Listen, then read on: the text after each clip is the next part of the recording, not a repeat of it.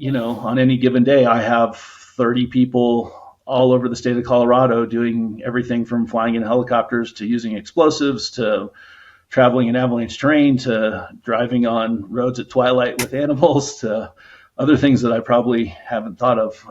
I really appreciate the entire staff's dedication to safety. But again, it's not a one and done. It's a continual process. Joining me today is Dr. Ethan Greene, Director of the Colorado Avalanche Information Center.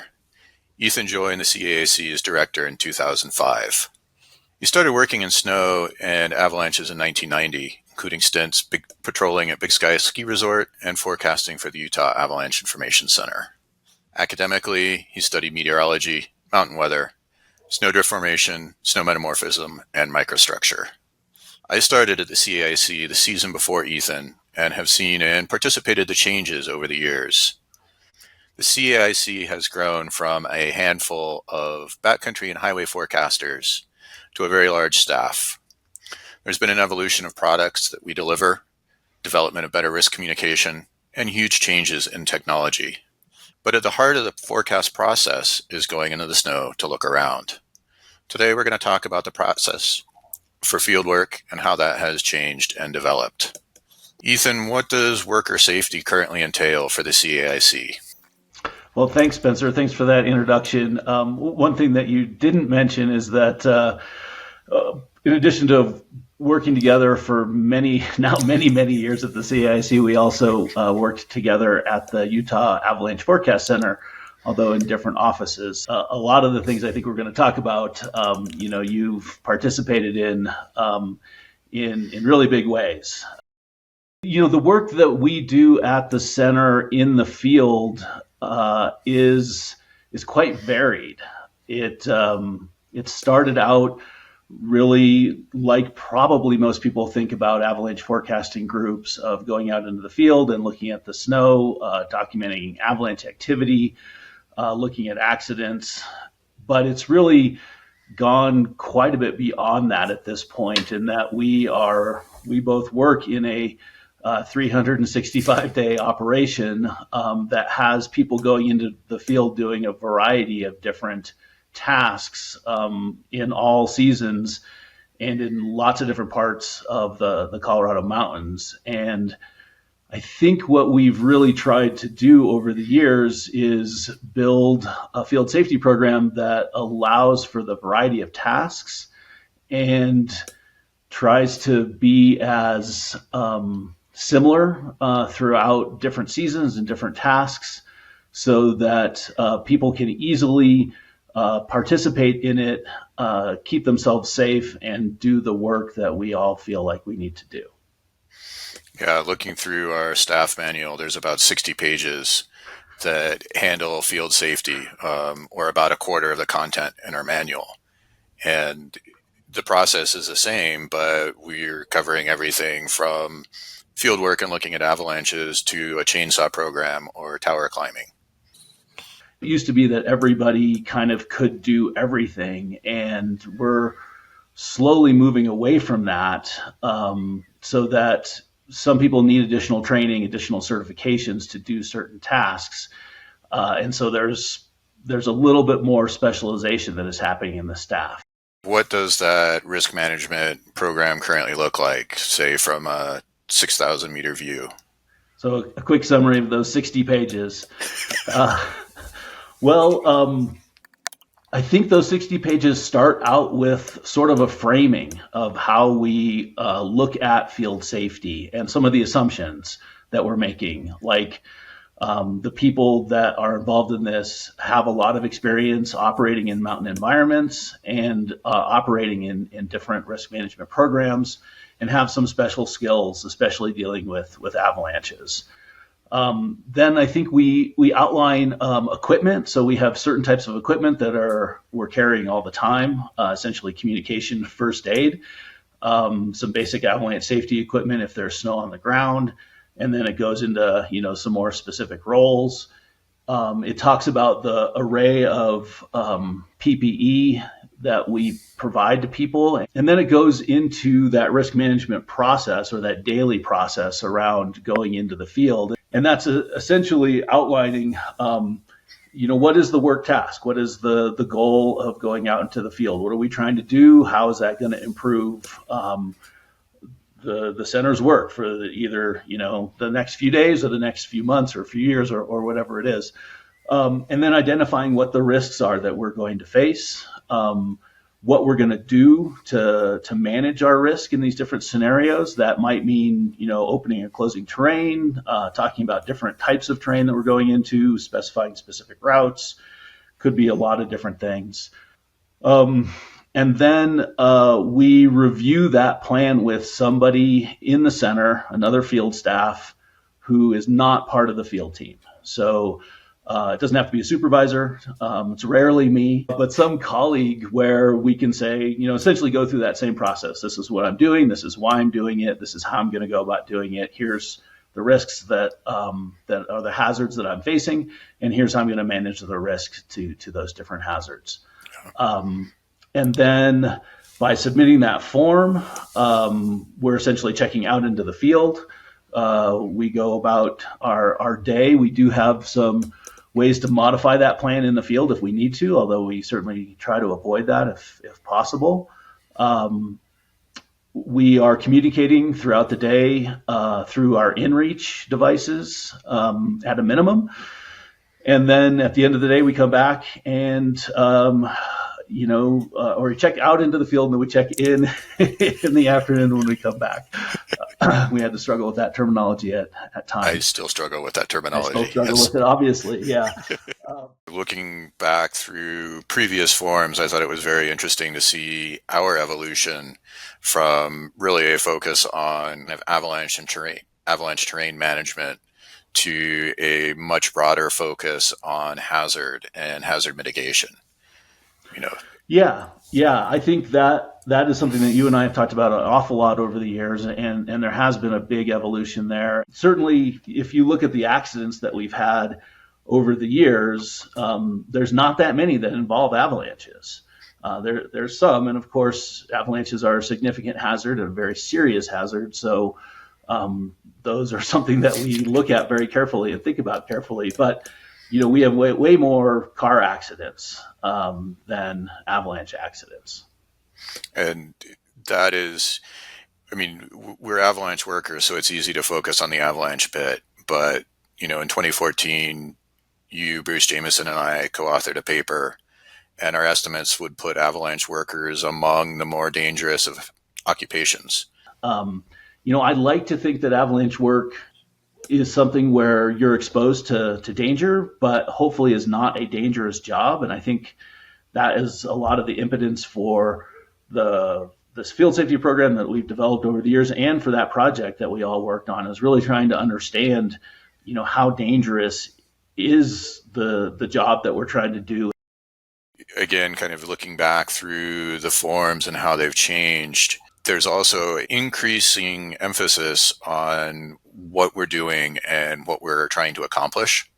And that really feels like a change from early in our careers, where field work was going out and seeing what was going on. And that was sufficient justification for the day.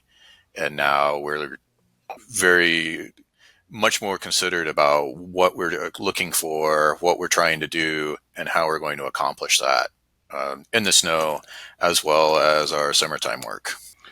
Yeah. And I think a lot of that has evolved from both the size of the organization that we're both currently working for, and our approach. I think early on we were just, the assessments that we were making about avalanche conditions were heavily weighted towards our own personal experience and what was happening where we were in a particular day or week. And part of that is because we were all writing these avalanche forecasts individually.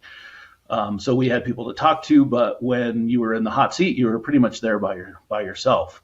Now we're doing all of this as group exercises. There's really very few decisions that get made by an individual in a silo.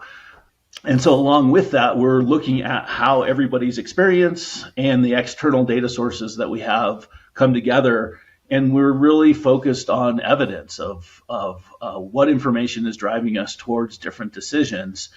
And that process allows us to not only look for the types of information that we're anchored on or weighting higher, but also look at the gaps and what information we need to collect in order to improve our process or assessments or whatever we're producing for the following cycle.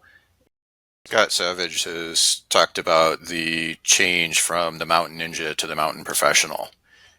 Sort of in the sense of, highly skilled traveling through the mountains to doing it in a much more professional regimented process. Yeah, hopefully it's an evolution in the right direction.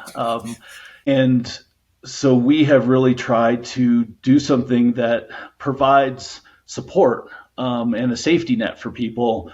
And that, of course, is going to put some limitations on people and guide them in certain ways. But it also puts a lot of responsibility on the individual and the group to sort of navigate that. And, we've talked about this a little bit in our group. Like, we've started this sort of safety culture from a management perspective. Like, we've provided the tools and equipment and the structure and some training, lots of training in certain places, but even just in the process, some training. But then the actual culture of the organization really belongs to the group as a whole. And none of this really works without everybody being actively engaged in that safety culture and that safety process.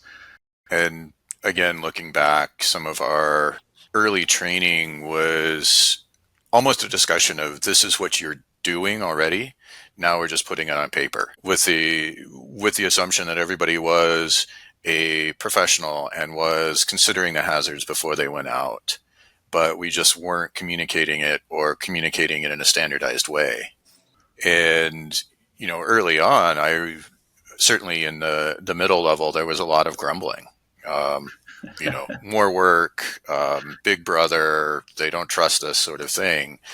But do think that we as staff have seen the utility of this program and have seen it as it evolves and develops in responsive ways, right, to make our job better and easier. Yeah. It's nice to hear you say that, and I certainly, agree with all of that. And I think for me personally, some of the grumbling initially, maybe not right away, but maybe more in the first 30% of the implementation. That was hard to hear because, I could sort of see how important this stuff was. I was spending a lot of time trying to come up with a way of improving what we were doing in a way that didn't make these jobs something that people didn't want to do, whether it was for me or for anybody else. Like, we're doing this because we enjoy the work. We think it's important.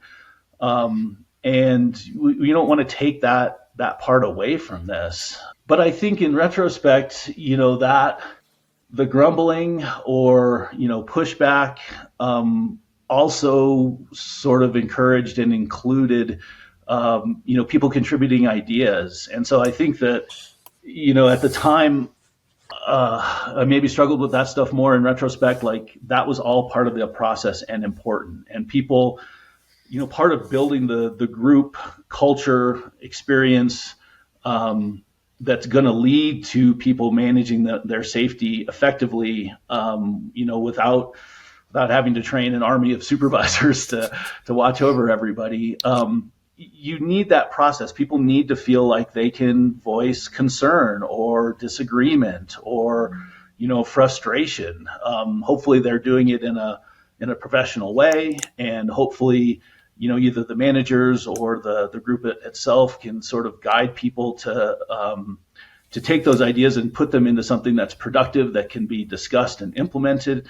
But even, occasionally somebody's gonna just be upset about something, and I think that's okay. Like, that's part of the process. It needs to happen. Everybody needs to feel like their voice is heard and there is some buy-in, even though none of us are going to get exactly what we want out of this. We all have to feel like we're part of the process and part of the group. Because again, like, the culture that you're trying to produce is not going to work unless everybody is involved at some level. Was there a particular event or turning point that really focused you on this process or kind of contributed to getting this process going? Whew. There's certainly some important events along the way. Yeah. Just like this was a evolving process, is an evolving process. There's important kind of milestones, but I don't know if there's like one huge pivotal piece. I think both you and I, when we started working here, and I think at other organizations that we had worked in, essentially like you could go out and do just about anything you wanted anywhere within the forecast area, or maybe even outside of it, without really telling people what you were doing, why you were doing it, when you were leaving or when you were coming back.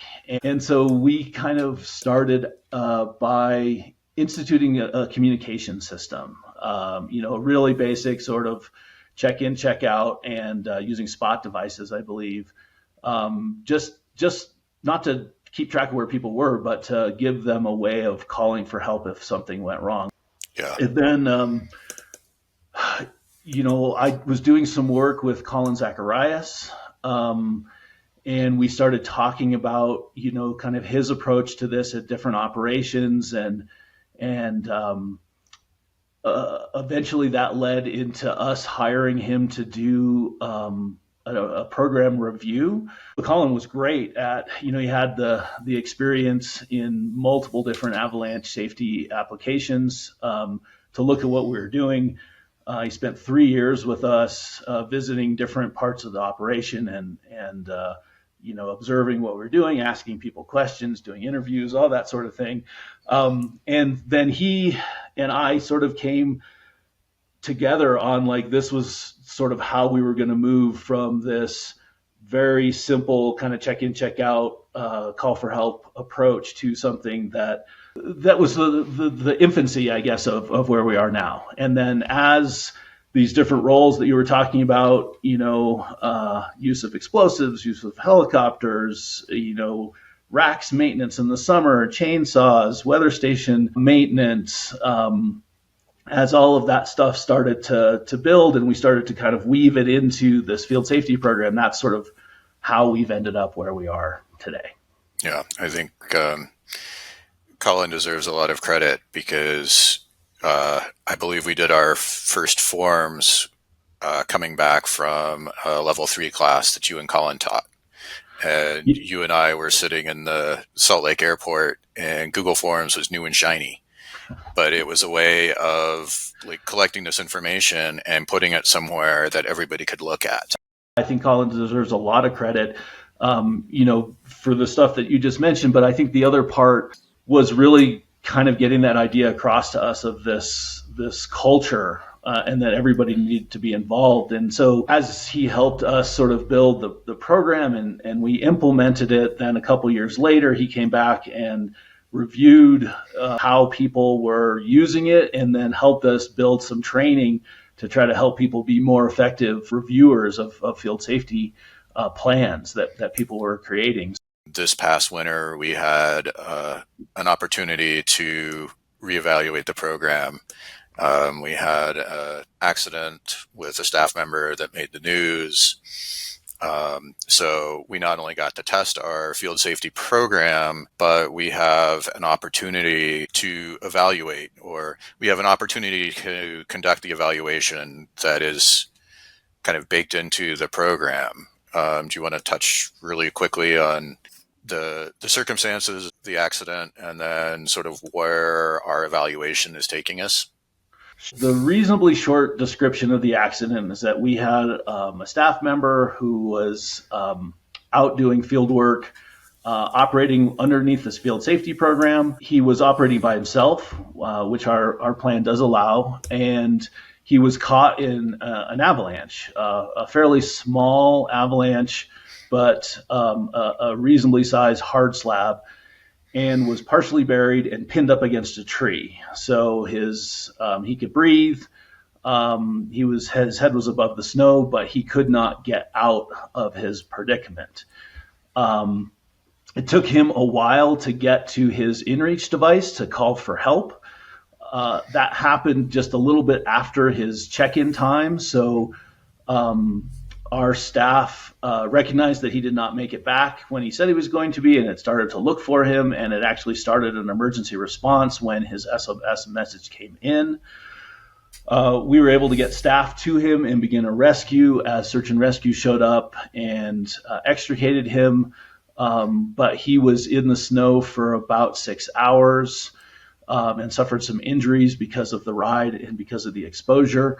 And then didn't get to the hospital, I think, for maybe 11 or 12 hours after the accident, and spent some time in the hospital and has been on a road to recovery since then. So a good outcome in the sense that the field safety program did work at the pivotal moments, and that although he sustained injuries, he is recovering and looks like he'll make a full recovery.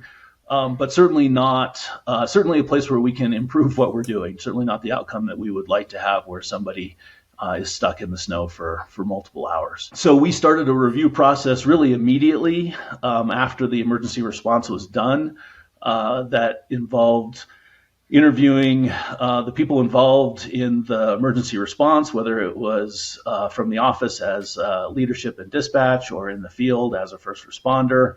Eventually, we interviewed the injured forecaster, and we started kind of making a list of issues that we wanted to think about or address, whether they were kind of large or small. I was traveling the evening of this accident, so it was a very interesting experience to be helpless and away from all the resources while my phone was going off with all the notifications.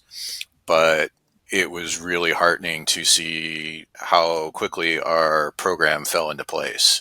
You know, as scary as it is to watch these events unfold, it was really comforting knowing that things were being taken care of and we weren't scrambling to figure out what to do.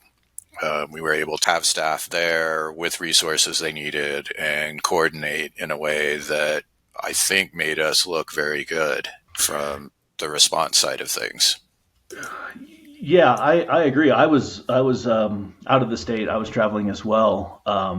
That's right. But my phone blew up, and I was in close contact with the people that were actually dealing with the incident.